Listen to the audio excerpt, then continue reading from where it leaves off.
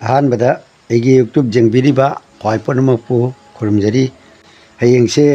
बोइसाक आदि सजिबुगी तरेनी एप्रिल की तांग कुनमाथोय निथौकाबा 2025 की निथौकाबा नुमिनी अष्टमी तिथिनी उत्तर क्षेत्रपाली साधजुगनी दा पुंग अमगा कुनसामाथोय चक्रगा नोकपोकता जुगनी लेगनी अरे अष्टमीनीना अखोगी कनोसे लैजाउना नुचुप्ता लेगनी अदुगा अखोगी अमृत जुग काल बेला से अयुक्ता ओना लई पुंग 3:40 सेकेंड 58 चक्रगा पुंग 9:15 सेकेंड अमगी मनुंगदा काल बेलानी बार बेलाना नुंगिंदा ओइना पुंग 2:95 सेकेंड 98 चक्रगा पुंग 3:10 सेकेंड 58 मनुंगदा लेगनी अष्टमी दे अखोई तुलसी हेक्पा जादे अष्टमी दा अदगी शुभकर्मा दी मयाम लई हयेंसे अदो शुभकर्मा से गाड़ी लईबा विक्रम कंप्यूटर लईबा निर्माण चला तौबा लुहोंग्री ममांगदा जेंगांग तैबा देनांग कोरन छैस भूक देवता गठन मयाम शांति मंत्र वृक्ष उ थाबा खोटपा रिन मी गिरिन कोकपा खोटपा चिंबा मयामा लईगरे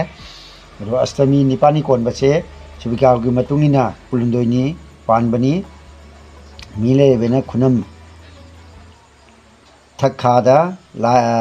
थवाइना लेबना पुक्ता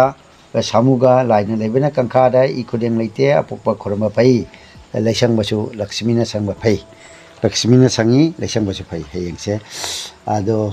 तरेनी पान कोनबसे अखोइना चारोइदबसे करिनो आइबा ताल से निपानी कोनबसे जुबीनी हेयंग जुबी निपानी कोनबदा जुबी से चाबा फते करिगी जुबी चारगा अखोगी हक्चांगदा लैबा जामना कनो से तीन कांग से जाम मरांग होबा अदुना अनाबो पोकपा दे अमना जुबी चार अखोगी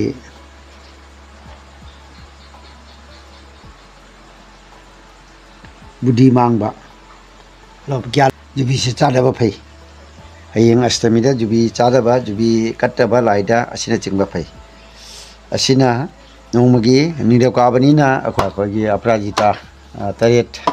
असंगबसे हिगोकसे निमित्त खोरंबा निमित्त मंत्र गायत्री सोंदना खोरंबा सि जामना फबा नुमिनी अदेगी मथंग नोंमगी मतुंगिना हाइगदबा नियम सिंग मथंग हाइजरकनी अदुना